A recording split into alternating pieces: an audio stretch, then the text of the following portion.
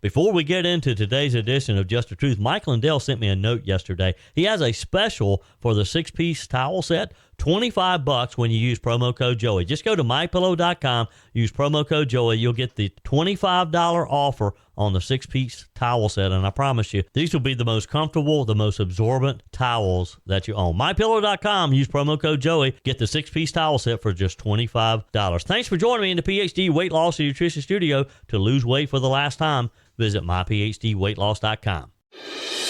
I told you we'd be back. And ye shall know the truth, and the truth shall make you free. It's Joey Hudson. I wanted to name it the Joey Hudson bill, but, they don't allow you to put names on bills. But I wanted to call it the Joey Hudson bill because I know that one's been near and dear to you for a number of years. That's how it's done. Let your voice be heard. And the truth shall set you free. Here's Joey Hudson. Vice President Kamala Harris officially kicked off her campaign in Milwaukee yesterday to probably one of the largest Democrat crowds that we've seen in a while. We have the latest details on the 2024 presidential campaign. Meanwhile, MSNBC host Joy Reid has a message for black people who may be considering voting for Donald Trump. Reid says that black people will look real weird if they do not vote for presumptive Democrat nominee Kamala Harris in November. She's pulling the race card out this early in the game. Details on that as well. Former UN ambassador and former South Carolina Governor Nikki Haley is demanding that a group claiming to represent former Haley voters who support presidential campaign of Vice President Kamala Harris stop using her name. Details on that as well. And she's out. U.S. Secret Service Director Kimberly Cheatle resigned from her position yesterday after her evasive testimony before the House Select Committee on Monday, where Representative Nancy Mace, for one, grilled her on what exactly took place in the attempt on Donald Trump's life. Vice President Kamala Harris officially kicked off her campaign in Milwaukee yesterday. Videos released show a very large crowd chanting throughout the speech, interrupting Harris numerous times as Harris leaned into her past as a prosecutor while bashing Donald Trump at her first rally as the Democrats' presumptive presidential nominee. I think we saw a bit of how Kamala Harris is going to present herself to the American public yesterday. At one point, we heard some of the old Hillary tapes as the crowd started chanting, "Lock him up, lock him up."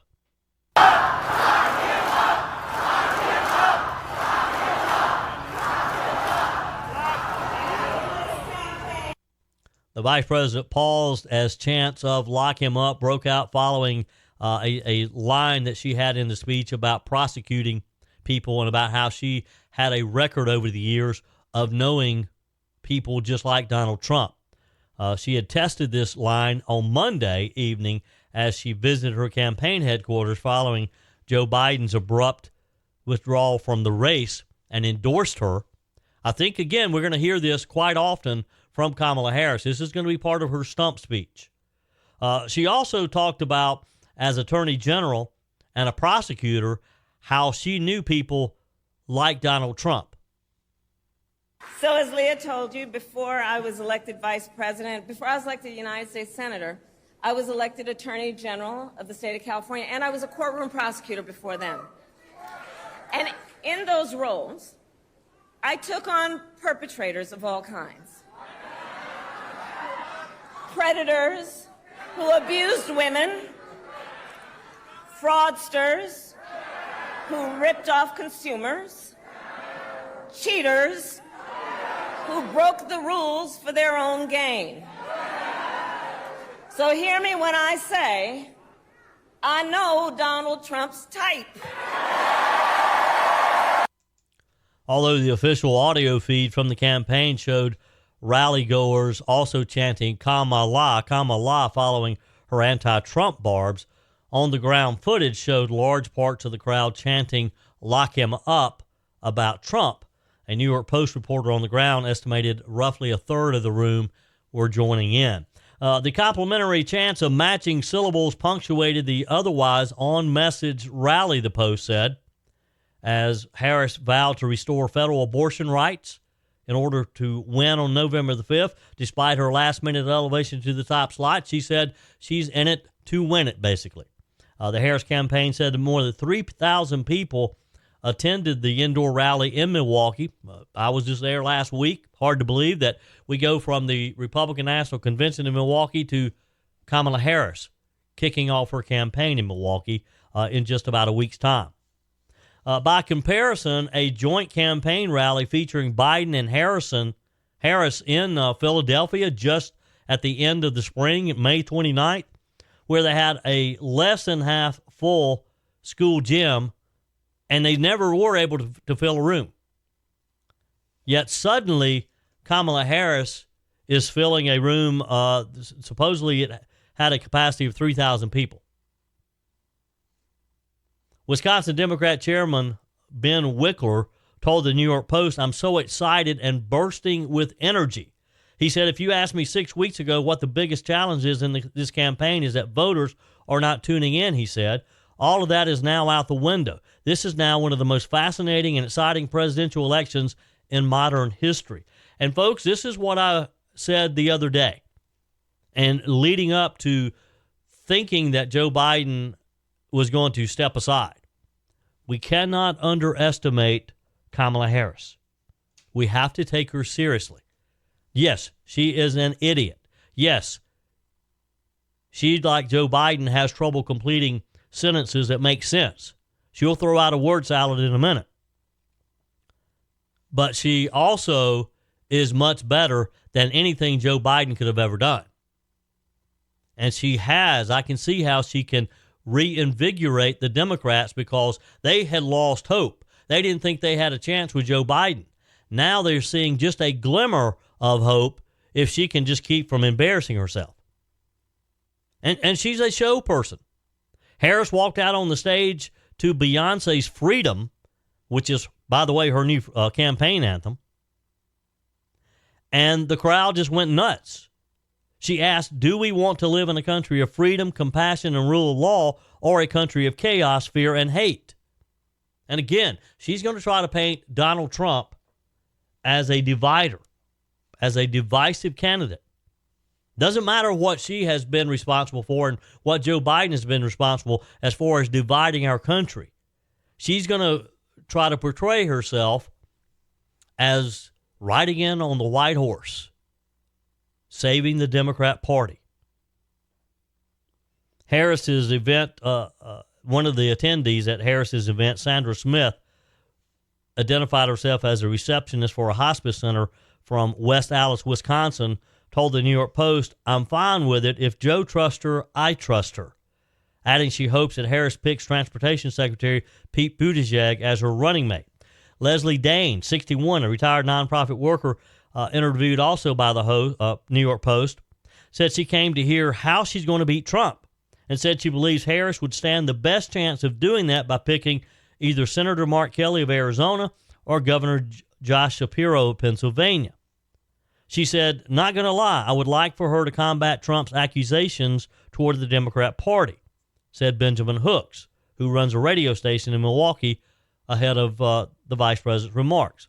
Although the vice president's attacks on her Republican opponent were well received with this group, we're going to see how the general population reacts to them. Meanwhile, Donald Trump's campaign filed an FEC complaint accusing President Biden and Vice President Kamala Harris of violating campaign finance laws. The complaint, first reported by the New York Times, relates to the Biden campaign's rolling its funds over to Harris's campaigns after the president dropped out of the race on Sunday.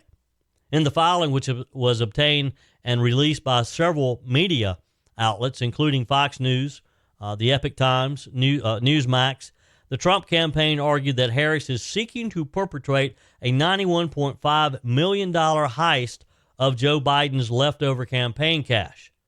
David Warrington, who serves as general counsel for the Trump campaign, called the act a brazen money grab that would constitute the single largest excessive contribution and biggest violation in the history of the Federal Election Campaign Act of 1971. Now, this was a big concern of the Democrats, and this was primarily why so many Democrats rallied around Kamala, because they wanted to keep the money. They wanted to keep the almost $100 million in the Biden-Harris campaign war chest, because they knew they'd have a hard time raising it again. However, maybe they're not going to have a hard time raising money after all. Kamala Harris reportedly raised almost $100 million in the 24 hours following her announcement. As I said the other day, buckle up, folks. This is going to get rough. Soon going to be 4 years ago that I started my journey with PhD weight loss and nutrition. I lost 30 pounds pretty quickly, I might add, and I've been able to maintain that for almost 4 years now. It'll be 4 years coming up in July. If this is the year that you have decided that you're going to get healthy, that you're going to lose that weight, that visceral fat that's so damaging around your waist, then now's the time to start. Let me encourage you to make that call today. 864-252-4925. Set up your initial consultation with PhD weight loss and nutritionist. Boy, am I glad that I met Dr. Ashley Lucas 4 years ago, and that she got me on the right path to getting healthy. You're going to be able to do things that you may have thought you'd never be able to do again.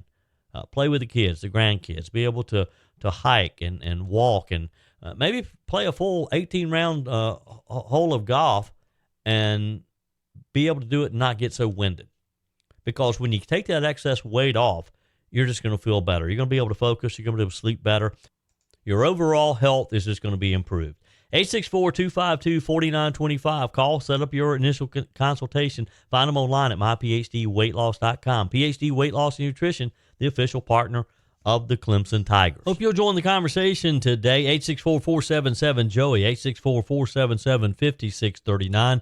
Send your comments to the Furman Ford text line. You can leave a quick voice message, and your emails are always welcome, joey@joeyhudson.com. So what does Kamala Harris's campaign look like going forward? Does she continue to attack Donald Trump? And what's his response? How does Donald Trump respond to a female candidate?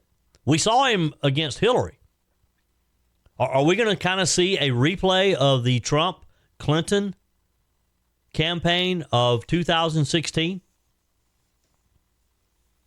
Of course, Trump, if you believe some of the polls recently, Trump is polling real well with some of the black voters because they were just so fed up with Joe Biden. Is that going to be the same with Kamala Harris? Are those same black voters going to continue to support Donald Trump now that there is a black female candidate in the race? MSNBC host Joy Reid played the race card herself yesterday, saying that black people will look real weird if they do not vote for Kamala Harris in November. She basically was using the old, you're not going to be black if you don't support our sister. If you don't support the black female, the lady who could be the first female and the first black female president of the United States, then you're really not black. You don't support our people. But yet, if Donald Trump or another candidate, a white candidate, said something similar, or maybe a radio host says something similar, we would be racist. Here's what Joy Reid said yesterday. This was on TikTok. This was not on MSNBC. This was a private video that she posted on TikTok. Hey, fam. Okay, I just got to say it. Given the just stratospheric entrance of Vice President Kamala Harris into the presidential campaign, and she has now secured enough delegates to become the nominee, you're going to look real crazy being on the other side of that line, particularly as a person of color, but really as anyone who claims to have any connection to the culture. You're going to look real weird and real lonely on that side. The door needs to close behind Amber. And she looked crazy over there. But shut the door behind her. You really are going to look crazy being on that side, given the cultural phenomenon of Vice President Kamala Harris. She's about to make history. She's about to become the first woman president. She brings together the African American community, the AAPI community, younger people. She is a whole meme. And I'm going to explain to y'all the fall of the coconut tree is a whole West Indian thing. She brings together all of the aspects of the culture. HBCUs, she's a Howard graduate. The Divine Nine, she's an AKA. She is a woman of color extraordinaire. She would be the first, person from HBCU, regular real world to be president of the United States, in addition to being the first woman president, in addition to being the first black woman president, in addition to being the first AAPI president. She's bringing it all. And very importantly, she will be the first woman president after the fall of Roe v. Wade. A woman who brings women back to power after having our power stripped from us by 6 far right wingers on the Supreme Court, including one woman who turned on us. Wow. That's pretty bad there. It's pretty abrasive. The black woman on the Supreme Court who turned her back on us. So if you disagree with her, then you don't support black people. That's basically what Joy Reid was saying yesterday. Talk about peer pressure. Joy Reid is trying to scare the black community into not voting for Donald Trump, as the polls continue to show unprecedented black support for the GOP nominee.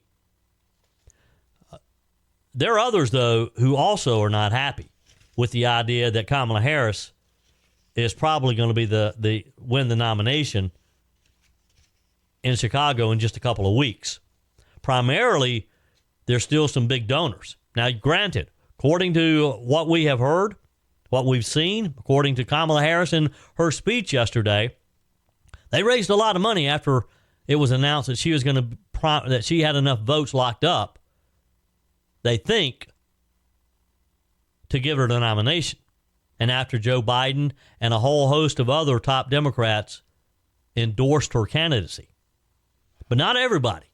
Orlando attorney John Morgan, who donated $1 million to the Biden campaign, says he is now out as Harris is expected to become the Democrat nominee. Morgan told Laura Ingraham, "What I didn't like was a coronation instead of a convention. I didn't like the idea of 2 or 3 people picking the nominee because I believe a convention would have provided perhaps a stronger candidate. I don't believe she can win." Morgan said former House Speaker Nancy Pelosi played a big role in Harris becoming the presumptive nominee ahead of the Democrat National Convention next month. He said once Pelosi endorsed her, that was the end of the convention because Pelosi had called for a mini convention. That's over. It's Kamala Harris, and they're going to live and die with her. Morgan is not convinced, though, that Harris is the strongest candidate that the Democrats could have chosen. He said, "My thought was if you could pick anybody, don't you go and pick the 2 strongest people to win?" I don't think they did. Of course, we don't know who the second person is yet.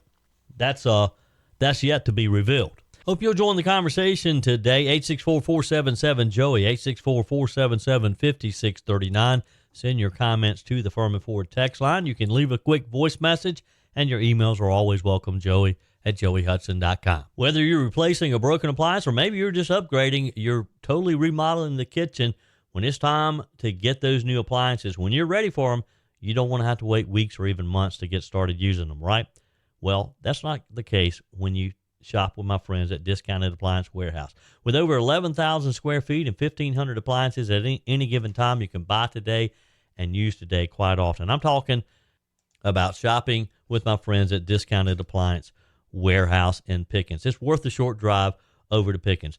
Jeff, Johnny, Kyle, the whole team over there, they'll take good care of you. They have an award-winning service department, expert installation, extended warranties, and at Discounted Appliance Warehouse, they treat you like family. You're more than just a credit card swipe to all the team over there. Discounted Appliance Warehouse, they're proud to offer Speed Queen, the only washer and dryers with manufacturer's warranties that cover parts and labor. You owe it to yourself, if you're looking for a new appliance, to head over to Pickens, to Discounted Appliance Warehouse, online at dawpickens.com, dawpickens.com. Now, let me tell you quickly about this special that you do not want to miss. Mike Lindell and MyPillow no longer have the support of their box stores or some of their shopping channels. So Mike Lindell is expecting us to support his wonderful business since the left have basically canceled him. And he makes it easy with some of the deals that he has. Like the $25 extravaganza he has going on right now. When Mike started MyPillow, it was just a problem solution, one product company, the Great Pillow that he's become famous for. Well, since then, with the help of his dedicated employees, they now have hundreds of products, some you may not even know about. So to get the word out, they're having a $25 extravaganza sale. 2-pack multi-use MyPillows, just $25. MyPillow sandals, $25. Their 6-pack towel sets, $25. Brand new 4-pack dish towels, you guessed it, just $25. And for the first time ever, the premium MyPillows with all new Giza fabric, any size and any loft level, even the king size, $25. And all you have to do to get this is go to MyPillow.com or call 800-893-4059. You have to use promo code Joey to get the $25 extravaganza special. MyPillow.com or call 800-893-4059. Use promo code Joey and get a lot of products for just $25. U.S. Secret Service Director Kimberly Cheatle, after a grilling on Monday afternoon by the House Oversight Committee, decided she would throw in the towel yesterday. She resigned her position effective yesterday after some very evasive testimony before the House Oversight Committee on Monday. Cheatle resigned in the aftermath of the July 13th assassination attempt on former President Donald Trump, where, of course, we know now 20-year-old Thomas Matthew Crooks took aim at the Republican nominee from a rooftop just 130 yards away, killing one attendee, Corey Compatore, and leaving other audience members injured, 2 critically injured. They're going to be okay, though, according to what President Trump told us at the convention last week. Cheatle's testimony Monday was met with an onslaught of bipartisan scrutiny, citing major security lapses and resulting in widespread calls for a resignation. And this wasn't just a Republican thing here. That's the important part you got to understand. It wasn't just Republicans calling for Cheatle to resign. Yeah, there were plenty of Republicans loud, but there were also a number of House Democrat leaders who also saw what was going on. And I'm sure what was going through their mind was, if this can happen to Donald Trump, it can happen to us. It can happen to the Democrat presidential candidate. It can happen to Joe Biden. Because security should not be a partisan issue. Security should not have a debate on Republican versus Democrat versus independent versus libertarian or whatever. The Secret Service should be protecting their protectees regardless of what party they're in. And there's just no room for partisanship when it comes to protection. Cheatle said in her statement, "I take full responsibility for the security lapse." And she admitted to a number of the House Oversight Committee members, but particularly Nancy Mace from South Carolina. She admitted that the assassination attempt could have been avoided. She admitted when Nancy Mace just pinned her down on saying, you got to answer yes or no, and Mace asked her, was it a colossal failure? She said yes. After trying to evade the question, after trying to throw in some commentary, Nancy Mace finally got her to say yes, that it had been a colossal failure. Speaker Mike Johnson at a news conference yesterday said the immediate reaction to her resignation is that it is overdue. She would have done this at least a week ago, or should have done this a week ago. Now we have to pick up the pieces. We have to rebuild the American people's faith and trust in the Secret Service as an agency. President Joe Biden and Secretary of Homeland Security Alejandro Mayorkas actually had praise for Cheatle's career, leading, quote, the finest protective agency in the world. Well, it wasn't too fine on July the 13th for Donald Trump. Now, this is the crazy part. And this is how out of touch Secretary Mayorkas is. And of course, we know Joe Biden's out of touch. Mayorkas said in his statement, over the past 2 years, she has led the Secret Service with skill, honor, integrity, and tireless dedication, he said. She is deeply respected by the men and women of the agency and by her fellow leaders in the Department of Homeland Security. I am proud to have worked with Director Cheatle, and we are grateful for her service. Now, let's just break that down for a minute. How does he get that she has led with skill, with honor, with integrity, tireless dedication, when her agency failed miserably on July the 13th, and she admitted it? That's the only good thing that I think we can say about Ms. Cheatle right now, is at least she admitted her failure. But how do we get to that point? Well, I'll tell you how we got to that point. We got to the point that the Secret Service is no longer the esteemed protection agency in the world that it once was, because she has watered it down with all of the leftist DEI hiring that she's done, that she's allowed to do. Some of the changes in the agency so that they're politically correct, so that they're inclusive. That's how she has failed in her leadership role, because DEI has no role in agencies like the Secret Service. DEI doesn't have a role anywhere, actually. You should be hired because you are qualified for the job. You should be hired because you're at the top of your game, and especially when you're protecting the most powerful people in the world. We don't want some diversity hire protecting our leader. And I will include Joe Biden in that, because I don't want Joe Biden to be assassinated. I don't want any president or any elected leader to be shot and killed.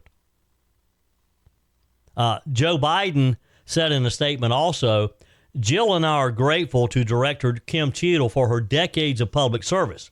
She has selflessly dedicated and risked her life to protect our nation throughout her career in the United States Secret Service. We especially thank her for answering the call to lead the Secret Service during our administration, and we are grateful for her service to our family. The independent review to get to the bottom of what happened on July 13th continues, and I look forward to assessing its conclusion, Biden said. We all know what happened that day can never happen again. As we move forward, I wish Kim all the best, and I will plan to appoint a new director soon. Wonder what kind of qualifications the new one's going to have. Wonder what type of DEI qualifications that person will have. Cheatle and the United States Secret Service have attempted to explain what happened in these major security lapses, claiming that nobody was stationed on the slope roof because it was unsafe. Other reports from some whistleblowers within the agency contradict this, alleging that law enforcement had actually been stationed on the roof, but that the individual abandoned his or her post due to the hot weather. In other words, according to this whistleblower's view of what happened that day, they had someone on that roof at some point. The agent got off of the roof because it got too hot. It got too hot, so they got down. Too hot to be up here. Wow. Cheatle said in an interview with ABC News, the buck stops with me. I'm the director of the Secret Service, and I need to make sure that we're performing a review and that we're giving resources to our personnel as necessary. Oversight Committee Chairman James Comer said in a statement on X, while Director Cheatle's resignation is a step toward accountability, we need a full review of how these security failures happen so that we can prevent them from happening again going forward. We will continue our oversight of the Secret Service in support of the House Task Force to deliver transparency, accountability, and solutions to ensure this never happens again. Ms. Cheatle has served in the U.S. Secret Service as director since August of 2022. She was a longtime bureaucrat prior to Joe Biden putting her in that top position. Representative Nancy Mace, who accused the director of being full of, you know what, at the House Oversight Committee on Monday, she got real fiery there. If you saw any of Nancy Mace's questioning, Mace said in a post on X, strolling straight to the Speaker's office, now that Director Cheatle resigned after getting her rear handed to her yesterday and our articles to impeach her, we're withdrawing our motion to impeach. Accountability is non-negotiable. This is what we call a mic drop.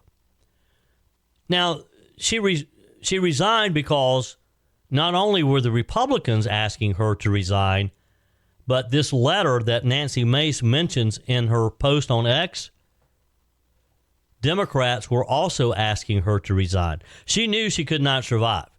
She knew that she needed to get out of Dodge real quick. Another lawmaker who weighed in on Cheatle's resignation was Representative Marjorie Taylor Greene, who said in a post on X that the director's resignation is not the end of the failure. Greene wrote, she will not get to slither away and enjoy retirement. Cheatle and Homeland Security Director Alejandro Mayorkas will face accountability for actions, including possible criminal investigations. I will not let this go unanswered. And I can bet you that Marjorie Taylor Greene won't. Hope you'll join the conversation today. 864-477-JOEY, 864-477-5639. Send your comments to the Furman Ford text line. You can leave a quick voice message, and your emails are always welcome, joey@joeyhudson.com. Speaking of the Furman Ford text line, it's never been more important to support locally run businesses owned by people who actually live here in the upstate. Let me take a minute to talk with you about our friends at Furman Ford. If you're looking for a new vehicle, maybe a great pre-owned vehicle, one you can trust, or maybe you're looking to order that special vehicle. Either way, if you want a new one, a brand new one, or a pre-owned that you can trust, the folks at Furman Ford, they're there to help you. Their name is on the sign because their name is on the line, because every single transaction is important to them. Jim Furman, Matthew Furman. They do business the right way. When you stop by, when you give them a call, or maybe when you just send them a quick email, you're always going to have access to a member of the Furman Ford family. And by the way, they also offer great service, and you're not going to have to wait weeks and weeks to get it done. And you do not have had to purchase your vehicle at Furman Ford. Doesn't even have to be a Ford. They service all makes and models. Visit my friends at Furman Ford online at furmanford.com, furmanford.com. Before I get to your text messages, and boy, I got a lot of text messages too. Try to get as many in as I can. One final thing is we're talking about Kamala Harris, and I know we've spent just about the entire show today about Kamala Harris. A House Republican yesterday filed articles of impeachment against the vice president over both her handling of the border and knowledge, if any, of President Biden's alleged cognitive decline. Representative Andy Ogles, he's a Republican in Tennessee, is accusing Harris of breaching public trust and of willfully refusing to uphold U.S. immigration law in 2 impeachment articles. The former article on public trust accused Harris of having knowingly misled the people of the United States and the Congress of the United States, principally to hide the physical and cognitive well-being of the President of the United States, Joe Biden. It comes as a growing number of Republican lawmakers, of course, question just what Kamala Harris knew, how much she knew, when she knew it about Biden's mental state after allies observed that it had worsened over the course of this 81-year-old's White House term. The second article targeted at Harris's handling of the crisis at the southern border over her role as the Biden administration's so-called border czar. Of course, we all know it was an utter failure. She was tasked early on in the administration, it was actually the first job that Joe Biden gave her, was to address the root causes of mass illegal immigration into the U.S. from Central and South America. Now, you'll recall it took her months and months and months before she ever even went to the southern border. Now, she claimed that that wasn't what she was tasked to do. She claimed that what the president asked her to do was to go to Central and South America and talk with leaders there to try to stop the flow to our border. Of course, either way, she failed because she didn't even do that. Yes, she went on trips down there, diplomatic trips, but she didn't stop the flow. As we've seen, millions of people, millions of illegals coming across our border. This is now the cornerstone of a GOP-led attack against who we believe will be the Democrat presidential nominee in just a few weeks. So how badly will this issue of immigration hurt Kamala Harris? Will the American people remember that she was put in charge of securing our border and failed to do so? When she said yesterday during her speech that she would proudly run against Donald Trump, that she would compare his record to her record any day, that's laughable. What record is she talking about? In the impeachment articles, it reads, Kamala Devi Harris has demonstrated extraordinary competence in the execution of her duties and responsibilities, a stark refusal to uphold the existing immigration law, and a palpable indifference to the people of the United States suffering as a result of the ongoing southern border crisis in the United States. During her tenure as a designated border czar, the U.S. Customs and Border Protection Agency encountered nearly 302,000 illegal aliens at the southwest border in December of 2022, the highest monthly total ever recorded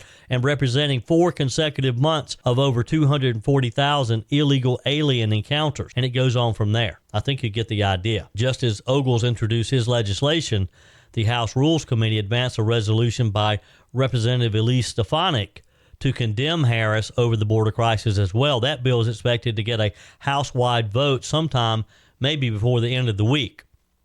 But I ask you, should we just forget about the articles of incorporation? Should we forget about the resolutions condemning the horrible job that Kamala Harris has done and just focus on beating her in November? Is this type of stuff, do people get kind of irritated with the idea, well, yeah, they're going to impeach her? I mean, how many people have had impeachment inquiries in recent history? Has it sort of lost its effectiveness? We'll see. Also, one other quick thing. Former UN ambassador, former South Carolina Governor Nikki Haley is demanding that a group claiming to represent her former voters and who are now supporting the campaign of Vice President Kamala Harris to stop using her name. Haley said in a statement, Kamala Harris and I are total opposites on every issue. Any attempt to use my name to support her or her agenda is deceptive and wrong. I support Donald Trump because he understands we need to make America strong, safe, and prosperous. Now, Haley's comments were directed toward a political action committee that was previously known as Haley Voters for Biden. The group started featuring Harris's name after the announcement on Sunday that Joe Biden was dropping out. Haley, of course, launched her own White House campaign last year. She was the last one to drop out, but she did, in fact, show up in Milwaukee last week, and she endorsed Donald Trump.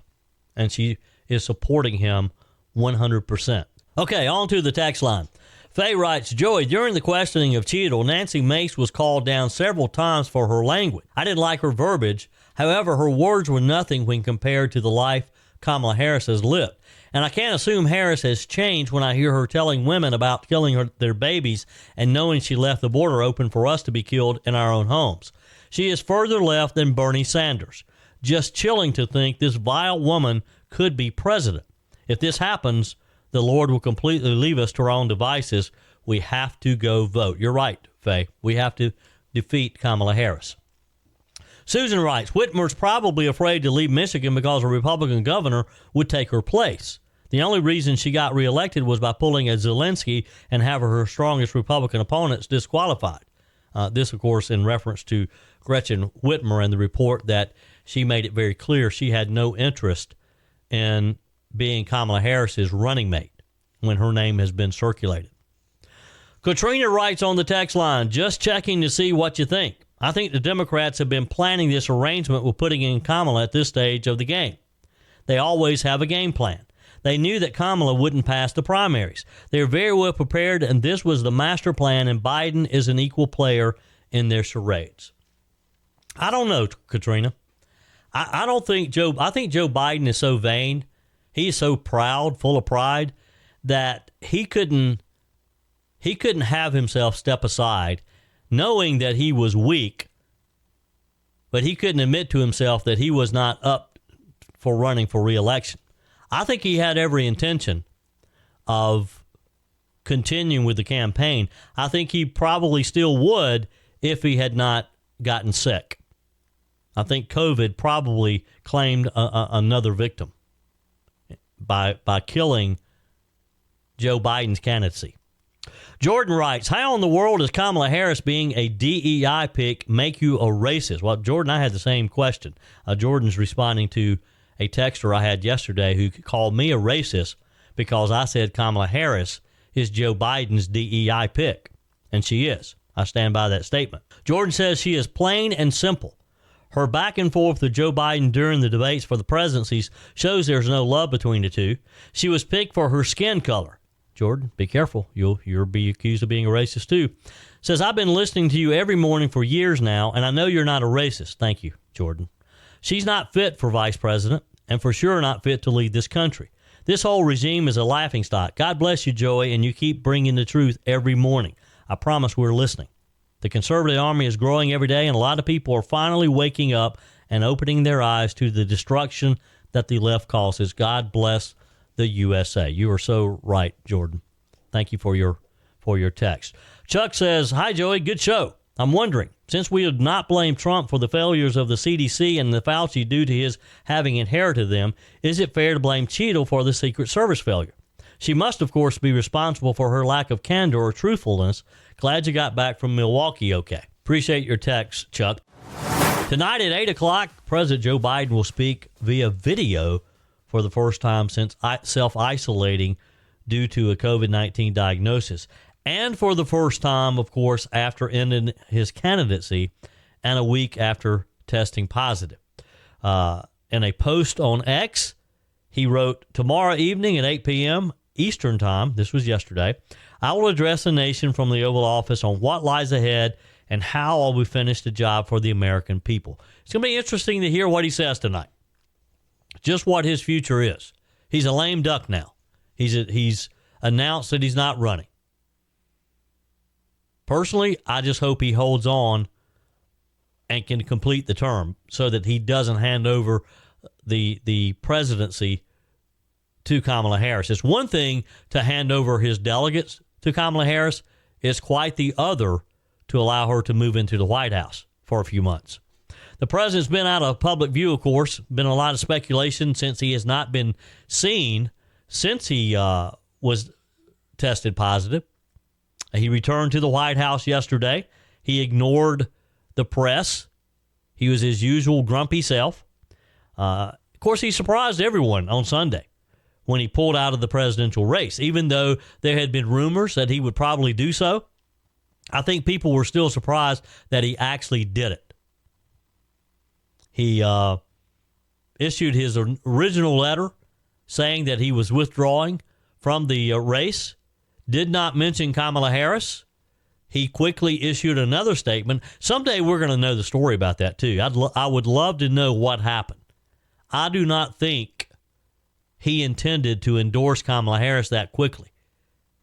And how he was persuaded to follow up on his initial letter to quickly endorse her, I'd love to know. That's a topic for another day, though. When Ms. Harris traveled to Wilmington, Delaware on Monday to rally the campaign staff, Joe Biden called into the staff and spoke with them and talked with them, gave them a little pep rally, pep talk, if you will. Biden reportedly spoke to reporters while exiting Air Force One, returning to the White House yesterday. He was asked what his message in tonight's speech would be. In his usual grumpy self, he said, watch and listen. Why don't you wait and hear what I say? The reporter asked President Biden why he dropped out of the election. He turned his head to the reporter, laughed, and then walked away to his motorcade.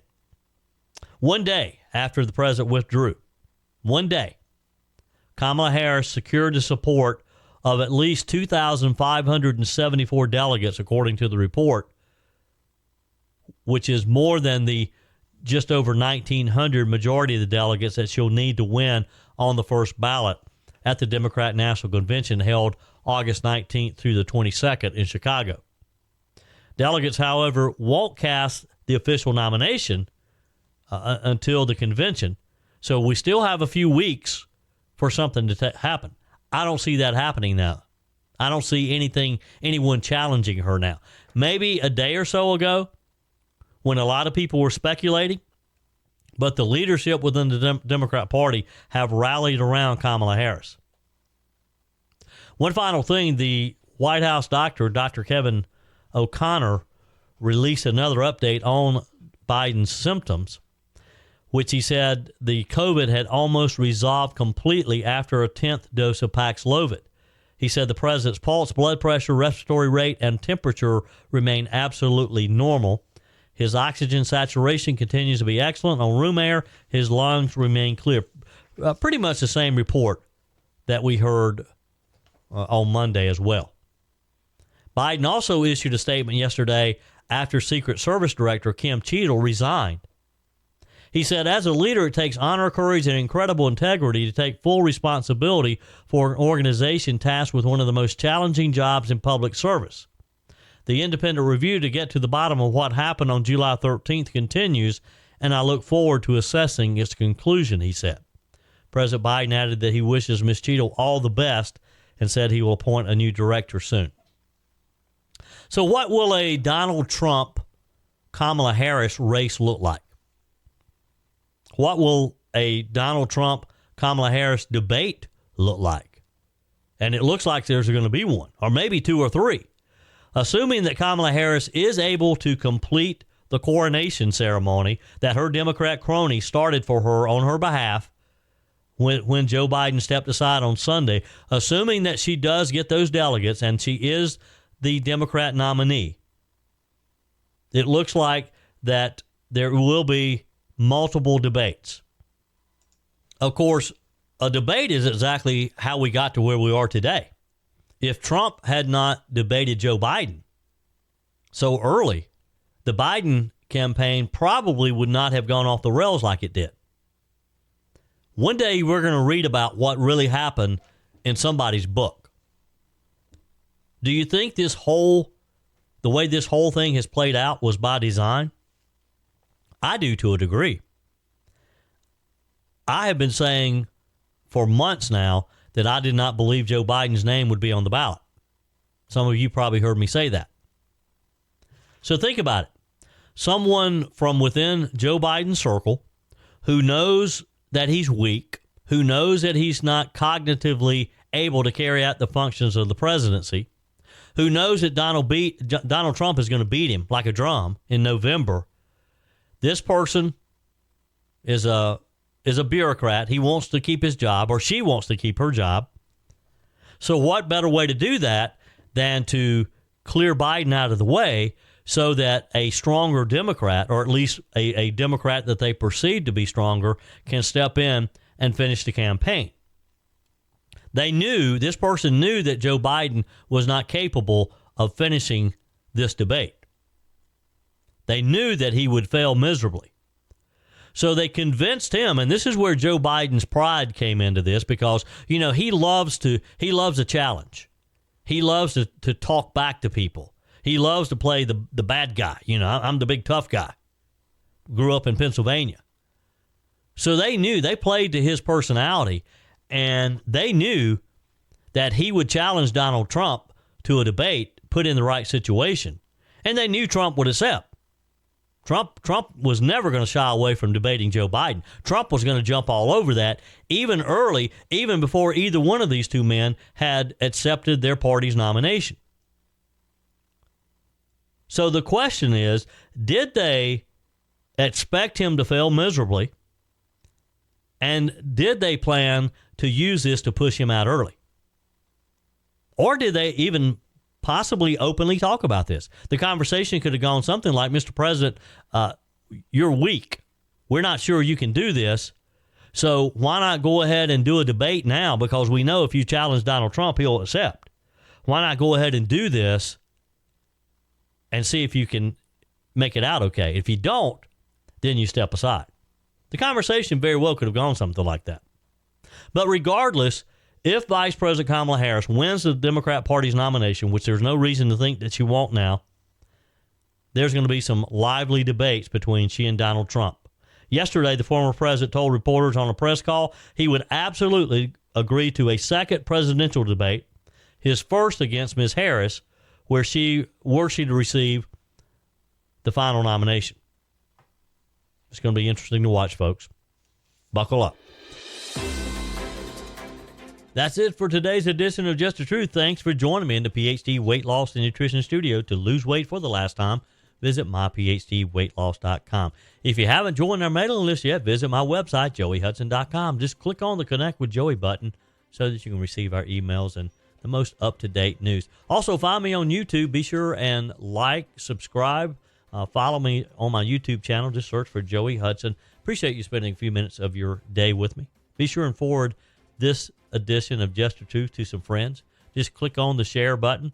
Send it to a few of your contacts, because if we're going to build our community and if we're going to win in November, we got to build an army of conservatives. The way we beat Joe Biden is through educating people, and no better way than encouraging them to listen to Just the Truth. Hey, keep those comments coming via the Furman Ford text line, 864-477-JOEY, 864-477-5639. Your emails always welcome as well. Joey@joeyhudson.com. Don't forget to take advantage of the MyPillow special, $25 for the My Towels 6-piece towel set when you use promo code Joey. Just go to mypillow.com. Always use promo code Joey. We're back again tomorrow. Hope you will be too. Remember, God's got this. He's still in control.